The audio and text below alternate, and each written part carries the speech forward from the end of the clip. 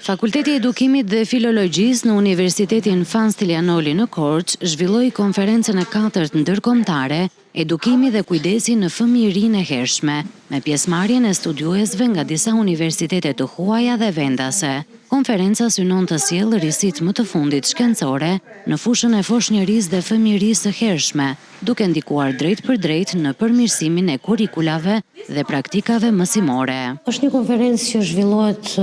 tashmë është bërë periodike nga Departamenti i Edukimit në bashkëpunim me disa departamente dhe universitete ndërkombëtare. Është një konferencë ndërkombëtare që ka për qëllim të sjellë risitë më të reja shkencore dhe kërkimet më të fundit në fushën e foshnjërisë dhe fëmijërisë së hershme. Është raundi 4 i kësaj konference, pra ne në çdo 2 vjet zhvillojmë këtë konferencë ndërkombëtare në bashkëpunim me Departamentin e Edukimit dhe Shkencave Sociale të Universitetit të Bolonjës, me Universitetin e Maqedonisë së Veriut, Universitetin e Tetovës, Maqedonisë së Veriut, me Universitetin e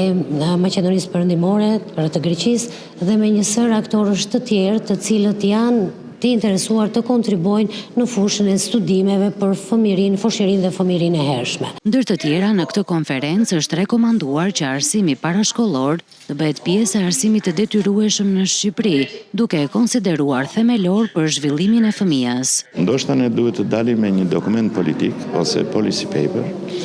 që ta prezantojmë te Ministri i Arsimit, ndoshta edhe te Komisioni Parlamentar i Arsimit, pse jo edhe deri te Kryeministria, që arsimi parashkollor të bëhet pjesë e arsimit të detyrueshëm në Shqipëri. Për mua, nëse ne do konkludojmë në një dokument të tillë politik edhe në një dakordsi mes ekspertësh, do të ishte një kontribut akademik që do të shërbente zhvillimeve administrative dhe ligjore të përmirësimit të sistemit arsimor në Shqipëri. Gjatë konferencës u prezantuan rreth 20 punime shkencore që trajtuan çështjet e edukimit dhe kujdesit në vitet e para të jetës.